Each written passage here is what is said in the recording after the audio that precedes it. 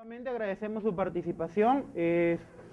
Realmente, como lo dijo el doctor, bastante estimulante para nosotros como oficina de investigación el que ustedes estén participando acá el día de hoy en esta presentación. Lo primero, siempre hay que hacer siempre creo que es necesario hacer descargos cuando algo ocurre.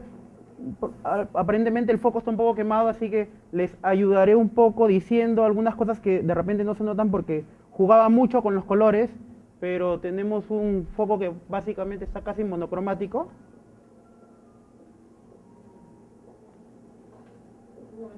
Por favor, yo creo que los que están llegando tarde, por favor, se quedan atrás, para que no interrumpan la clase, ¿no? Yo creo que es algo de educación. Por favor, apaguen sus celulares o pónganlos en tono de vibrador. Ok, nuevamente, muchas gracias. Si han visto el programa, hay una suerte de longitudinalidad, porque estamos haciendo básicamente los pasos que cada uno debería seguir para poder desarrollar un proyecto. En este caso, como lo dijo el doctor, de índole observacional, estamos yéndonos básicamente a ese tipo de metodología porque es la que en realidad vemos con más frecuencia dentro de la presentación de los proyectos en la oficina.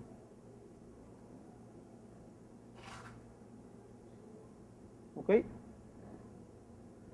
Este es un pequeño programa de lo que vamos a ver hoy día.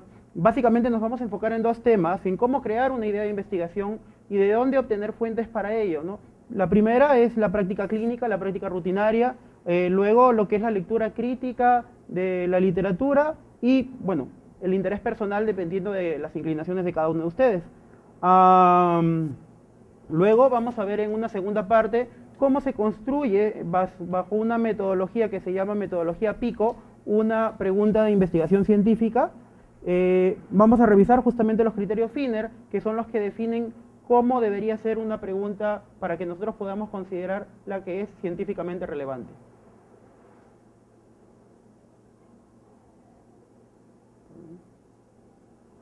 Ok, esta es la secuencia básicamente de lo que vamos a hacer durante todo este plan de trabajo.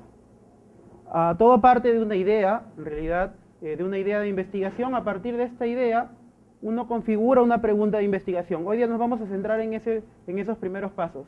En las sucesivas clases vamos a ver cómo se establece un objetivo de una forma adecuada, cuál es el plan que se debe seguir, es lo que llamamos un diseño de investigación,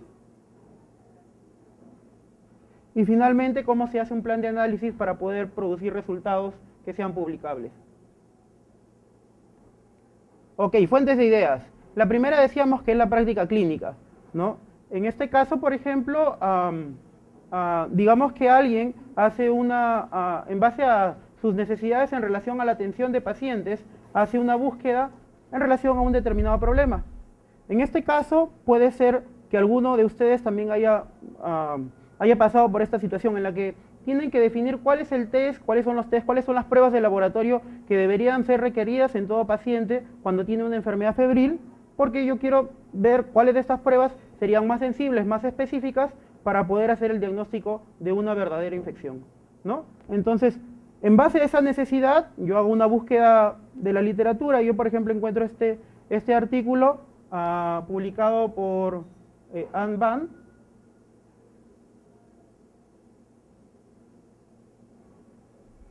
¿Ok? Este es el resumen. Cuando uno hace una búsqueda de una forma adecuada, uno puede obtener probablemente resultados adecuados, pues que la búsqueda, si es eficiente, los resultados justamente responderán a nuestra pregunta. En este caso, por ejemplo, si podemos ver la conclusión, vemos que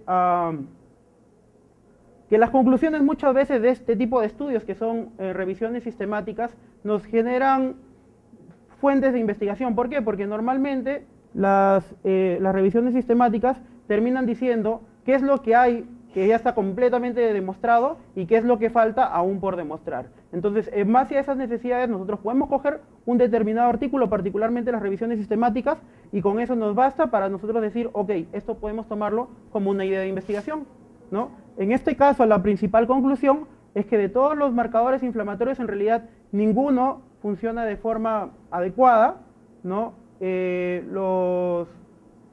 Por ejemplo, una de las cosas en las que se centran es que dicen que la proteína C reactiva, básicamente, sí es una buena herramienta para hacer el diagnóstico, sin embargo, no es suficiente. En realidad, básicamente, todavía las recomendaciones están a que el perfil clínico, básicamente la deducción del médico tratante es la principal herramienta. Un segundo componente es la lectura crítica de la literatura. ¿Ok? Entonces, en este caso yo, por ejemplo, yo no tengo una necesidad por atender a un paciente, sino simplemente yo me estoy actualizando. Entonces, en este caso no estoy respondiendo necesariamente a una pregunta específica. En el caso anterior yo quería saber cuál era la prueba diagnóstica, digamos, más sensible y más específica, con mejor rendimiento para detectar infecciones. En este caso no. En este caso yo lo que quiero es actualizarme y básicamente es en el tema de tuberculosis. ¿Ok? Perdón. Entonces, una de las bases de datos que nosotros tenemos dentro de nuestra biblioteca es el UpToDate. El UpToDate básicamente es una base que les provee a ustedes de revisiones sistemáticas en relación a diversos problemas de salud. En este caso, esta es la revisión sistemática que presentan en relación a tuberculosis infantil. Vamos a ver, muchos de ustedes sabrán que es bien complicado hacer el diagnóstico de tuberculosis en niños. Las recomendaciones básicamente se inclinan a que uno debería usar el aspirado gástrico como la herramienta, digamos, con mayor probabilidad para obtener una detección en muestras de Mycobacterium. Entonces, si vemos la primera de estos resultados, el primer campo, que es, como les digo, el problema es el foco, de repente no lo notan muy bien, pero si bien el primero de los resultados lo que manifiesta es que, si bien hay bastante literatura que dice que el aspirado gástrico es el adecuado, ya hay literatura que está diciendo que el aspirado nasofaringio puede ser tan o más adecuado que el aspirado gástrico y además que genera menos efectos adversos para con el niño, ¿no? Entonces, digamos, ya hay una recomendación en ese sentido. Sin embargo, no es una recomendación absoluta, de tal forma que aún es algo que todavía tiene un grado de incertidumbre y en base a ello yo puedo elaborar una pregunta de investigación, ¿no? Si es que uno es mejor que el otro. Entonces, si vemos en este segundo campo, podemos ver este tipo de frases que normalmente nos van a orientar a una pregunta de investigación cuando uno hace lectura crítica. En este caso dicen, estudios adicionales son necesarios. Entonces, siempre que uno, cuando lee literatura, dicen, hay frases del tipo, estudios adicionales se requieren, la literatura al respecto es contradictoria, no hay evidencia suficientemente consistente, todos esos son vacíos que uno debe aprovechar para desarrollar estudios de investigación. El tercer elemento que les estaba resaltando era algo que yo también en mi perfil de investigador quisiera también recomendarles. Cuando uno hace, o sea, deberíamos hacer lo posible por poder tomar tomar el poder sobre lo que nosotros estamos desarrollando. ¿A qué me refiero? Muchas veces nosotros cedemos las primeras autorías cuando en realidad es un trabajo totalmente nuestro. En este caso, lo que está reflejado en el último párrafo, hace referencia en UpToDate, hacen referencia a un estudio realizado con pacientes peruanos, con pacientes niños peruanos, en el cual dicen que en las series peruanas se presentaron efectos adversos en el 42% de los casos, aunque no se requirió que se suspenda el tratamiento por más de 5 días. Esa referencia 61 la busqué y corresponde a autores, total, que por sus apellidos queda claro que no son peruanos, Drovak, Margery y Joseph. Es una publicación, esto es lo que yo quiero llamar la atención de ustedes, ¿no? Es una publicación con pacientes peruanos que sin embargo no tiene como autores principales a investigadores peruanos. ¿Por qué? Porque muchas veces cedemos las autorías y eso es algo que no deberíamos hacer con mucha frecuencia, porque todos tenemos la capacidad para ser investigadores, eso nunca debemos olvidarlo. El tercer elemento, la tercera fuente de potenciales ideas de investigación está en lo que corresponde al interés personal. En muchos casos ustedes pueden tener una necesidad imperiosa de llevar a cabo una investigación, por ejemplo, cuando tienen que cumplir con los trámites para obtener un título, una titulación, una tesis de grado normalmente. Pero también van a haber muchos casos en los cuales a ustedes tengan la iniciativa por desarrollar investigación y ustedes pueden desarrollar su propia línea de investigación. Esas líneas de investigación se pueden desarrollar en base a circunstancias que uno también puede leer en la literatura. Por ejemplo, en este caso, este es un caso bastante personal porque es una de las líneas de investigación que yo he seguido. Partió de una observación de un médico en el año 1989 que publicó este reporte de caso en Lancet. Este reporte de caso lo que manifiesta, si es que ustedes lo pueden leer, es que un médico lo que reporta es que una paciente, digamos, de forma insistente lo fue a buscar porque lo que ella le reportó es que ella tenía un perro, un can, el cual insistentemente olía sobre una herida que ella tenía en la pierna izquierda, ¿no? Entonces, en base a esa circunstancia, la mujer se motivó para asistir justamente al médico para que le haga un diagnóstico por si es que esa lesión pudiera tener algún tipo de malignidad, y de hecho así fue. El médico mandó a hacer esta muestra de patología y correspondía claramente a un melanoma. Entonces, en base a esa observación,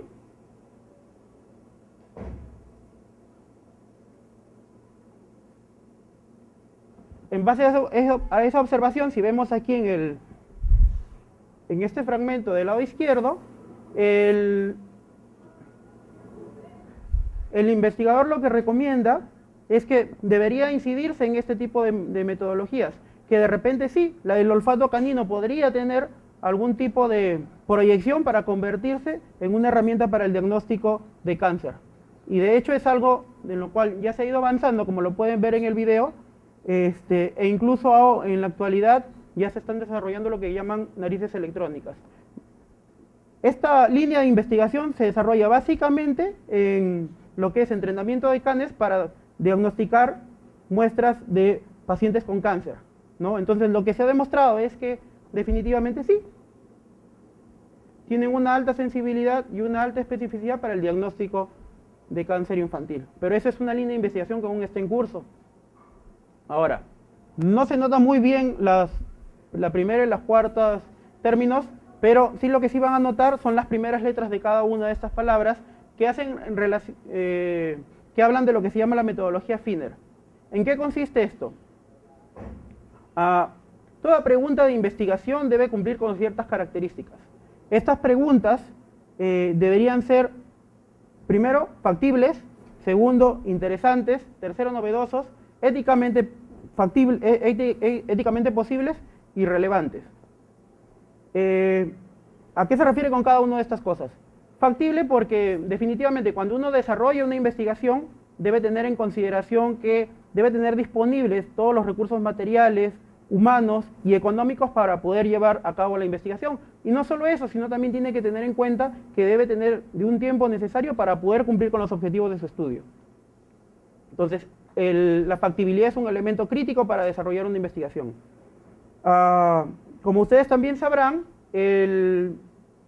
no hay mayor motor que mueva a una persona que el interés personal. Entonces, si uno no está apasionado con lo que quiere desarrollar como investigación, definitivamente no lo va a llevar a cabo de la forma más adecuada y no lo va a terminar completando. Tercero, el aspecto de novedad. Y este es un aspecto que, si bien le damos mucho valor quienes somos revisores, también es una consideración que tienen mucho en cuenta los editoriales para cuando uno va a hacer una publicación.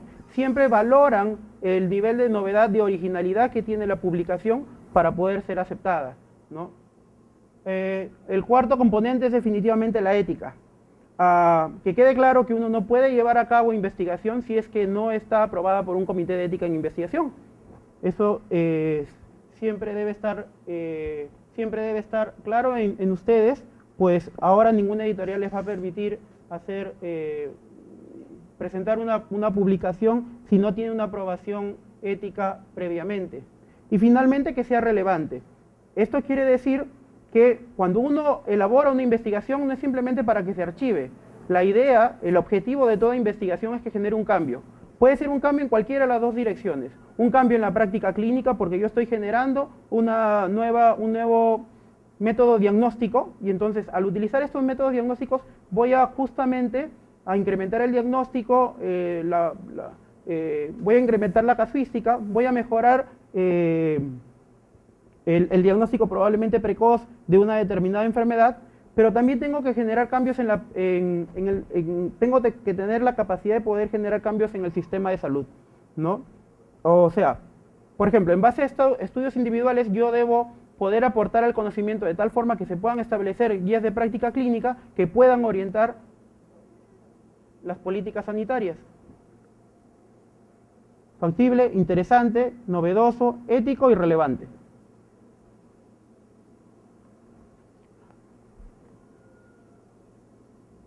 Ok. Un grupo de investigadores de la Universidad de Harvard creó una metodología para hacer búsqueda científica. Y esa metodología la llamaron metodología PICO. ¿En qué consiste? Consiste en que toda búsqueda debería tener 4 componentes mínimos. El P de población, el I de intervención, el C de comparador y el O del inglés outcome, que lo podemos traducir como resultados. Entonces, esta es la metodología para búsquedas. Ahora ya no solo si bien esa fue su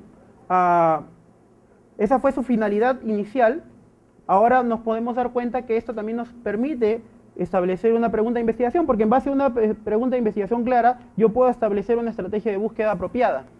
Entonces, lo primero que tengo que considerar es la condición médica, ¿no? El problema al cual yo del cual yo quiero investigar, ¿no? Entonces, en ese componente, el componente P, yo tengo que considerar 2 cosas.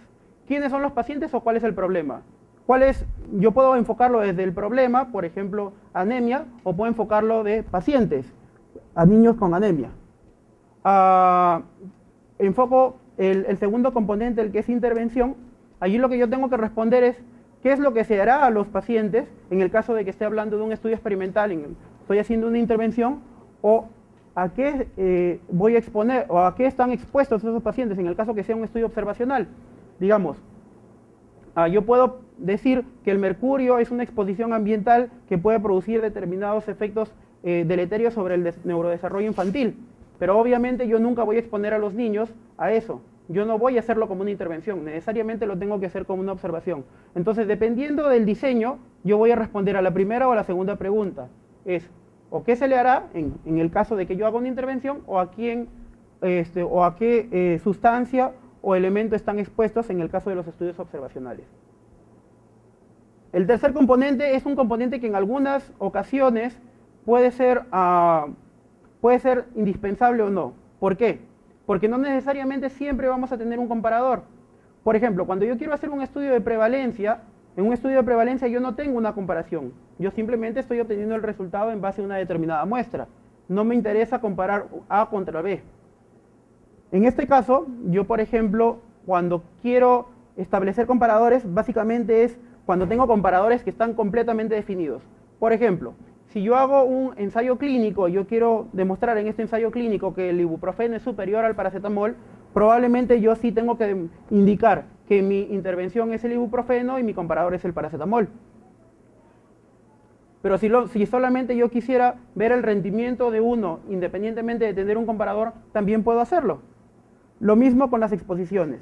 En el caso de las exposiciones, digamos, la contraparte de la exposición normalmente es la ausencia de exposición. Entonces, si yo digo que el mercurio es la exposición, en este caso, por ejemplo, para efectos deleterios sobre el neurodesarrollo, mi comparador no necesariamente lo tengo que poner. Puede ser tranquilamente la ausencia de esa exposición y no necesariamente la tengo que explicitar. Finalmente, el cuarto componente, que es el outcome. Yo he definido cuál es la población, tengo claro a qué se van a exponer o cuál es la intervención que yo voy a hacer, pero también tengo que definir qué efecto va a producir esta exposición o esta intervención. Eso es el outcome. ¿Qué es lo que yo estoy esperando que va a producir esta exposición o esta intervención?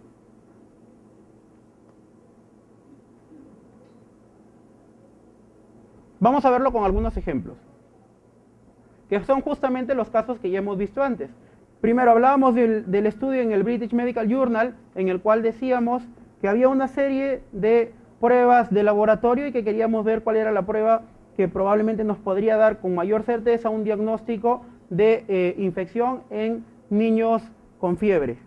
Entonces, en este caso, mi población sería niños con fiebre, pero no existe el término de búsqueda de niños con fiebre, entonces tengo que desglosarlo en dos, fever y child, que corresponden a los términos en inglés para hacer la búsqueda.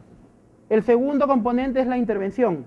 La intervención normalmente, como les decía, puede considerarse en el componente I una intervención o una exposición. En este caso, lo que yo quiero evaluar son las pruebas de laboratorio y utilizo los términos en inglés apropiados.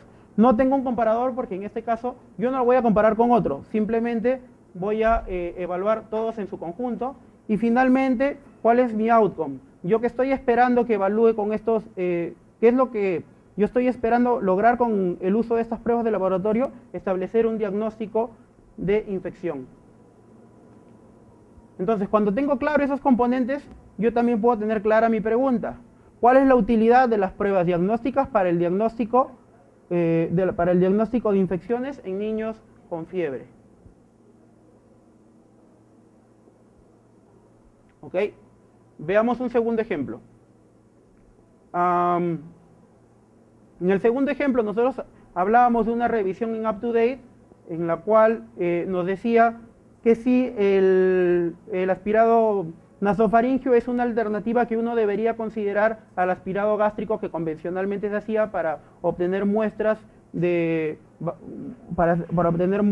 en población infantil. Entonces, en este caso, mi población, el problema en el cual yo me estoy enfocando es tuberculosis infantil. Igual mantengo desglosados los dos términos, tuberculosis en niño. En el segundo componente yo veo lo que es la intervención. En este caso sería aquella que yo estoy esperando, o sea, que sería lo que ustedes de repente alguna vez han escuchado como su hipótesis alternativa. En este caso yo estoy esperando que el aspirado gástrico sea superior al el aspirado nasofaringio sea superior al aspirado gástrico. Entonces, mi intervención es el aspirado nasofaringio y mi comparador es el aspirado gástrico, porque yo lo que estoy esperando es que este primero sea superior al aspirado gástrico. Y mi outcome tendría que ser el diagnóstico, o sea, que tenga la capacidad para identificar o cultivos o que me resulten como cultivos positivos o simplemente establecer el diagnóstico de tuberculosis. Entonces, cuando tengo claros esos cuatro componentes, yo también puedo tener clara mi pregunta de investigación. El aspirado nasofaringio tiene un rendimiento bueno, tan bueno o incluso superior al aspirado gástrico para el diagnóstico de tuberculosis infantil.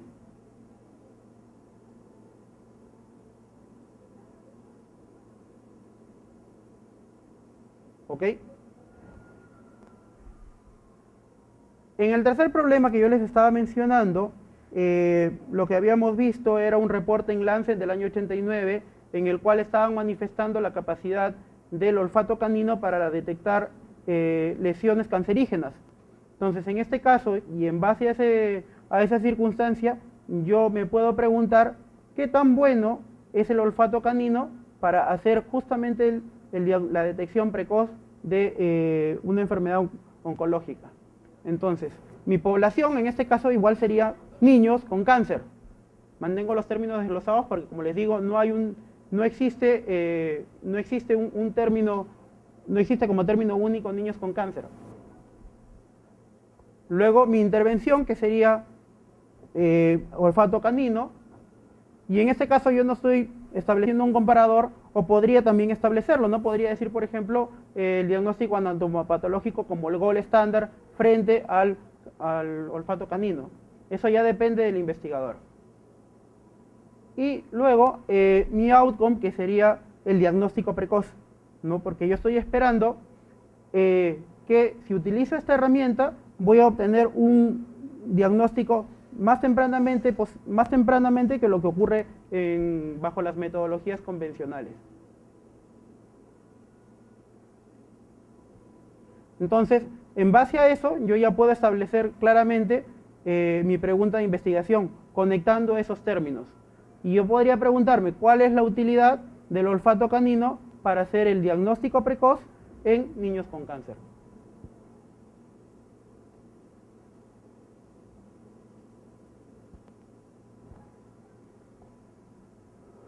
Ok.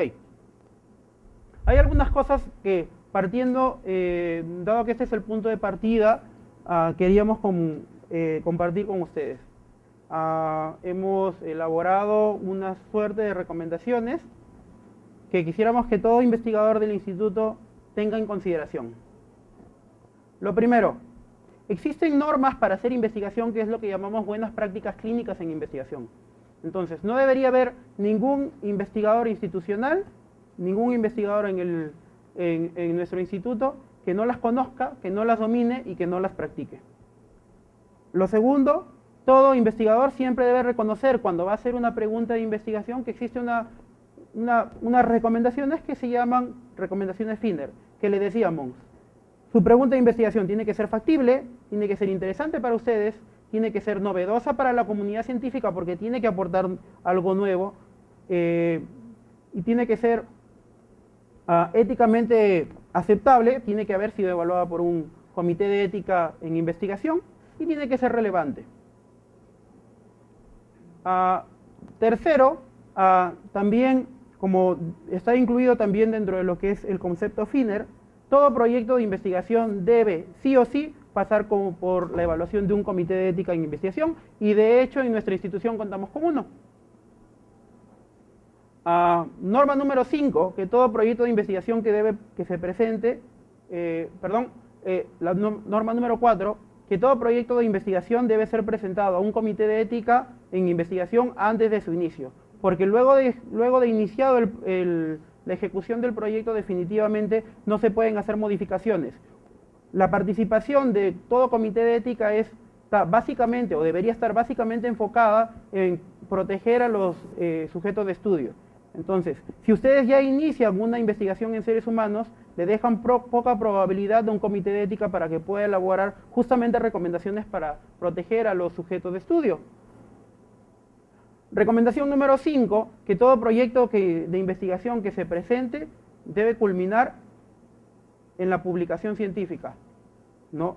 O sea, muchas veces nos ocurre, de hecho, en una buena proporción, que los investigadores presentan proyectos de investigación y que los dejan en el camino, ¿no?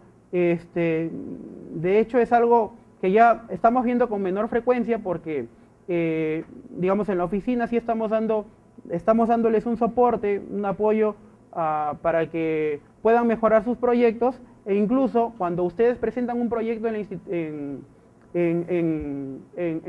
a través de la oficina OIAIDE, nosotros no solo les apoyamos en lo que es la asesoría del proyecto, o sea, a través de recomendaciones para su mejora, sino que también una vez que su proyecto haya culminado, nosotros podemos hacernos cargos del análisis estadístico si ustedes así lo solicitan.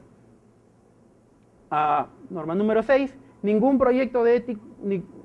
esto es algo que también nace mucho de los que son miembros de comités de ética en investigación. Ningún proyecto de investigación puede ser éticamente aceptable si no es científicamente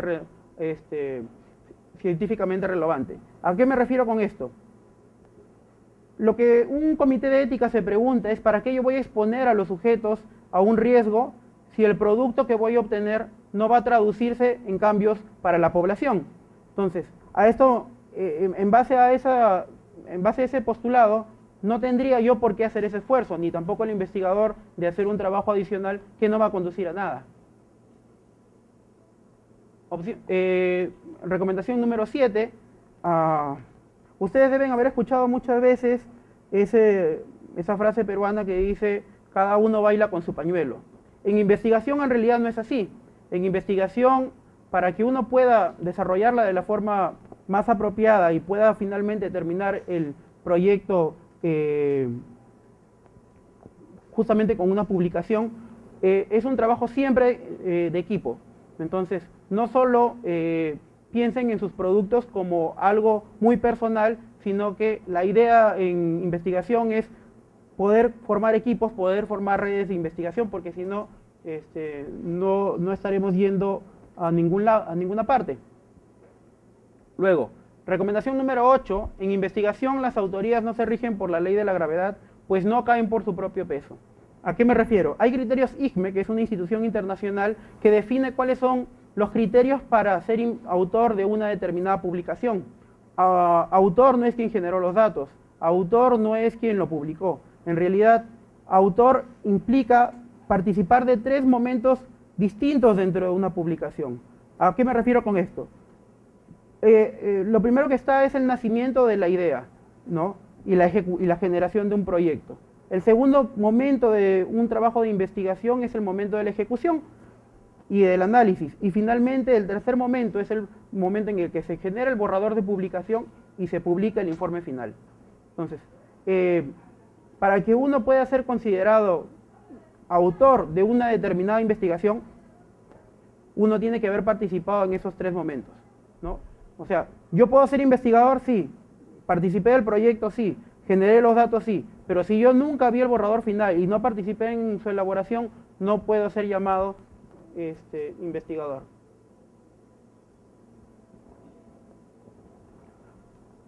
¿Ok? Número 9, en investigación no siempre el cliente tiene la razón. Y esa es una verdad muy clara. ¿A qué nos referimos con esto? Cuando un investigador presenta un proyecto de investigación a cualquier comité de ética, debe estar proclive a la modificación de su proyecto, porque eso es lo mismo que les ocurrirá cuando hagan sus publicaciones. Cuando uno hace una publicación y está sometido a la revisión de una editorial, esta editorial le va a hacer sugerencias en relación a su trabajo. Así que, si bien cada investigador quiere a su producto como si fuera su hijo, no siempre va a mantenerse de la misma forma como nació. Y finalmente, en investigación, de hecho, no nos reservamos el derecho de emisión, así que no es una élite. Todos podemos ser investigadores, todos tenemos la capacidad para ser investigadores y justamente para eso estamos iniciando esta sesión. Esta sesión es introductoria y en las siguientes vamos a mostrarles, si bien en esta lo que hemos visto básicamente es en líneas generales, cómo pueden iniciar ustedes una idea de investigación y las herramientas básicas para establecer una pregunta de investigación que podríamos llamar científica.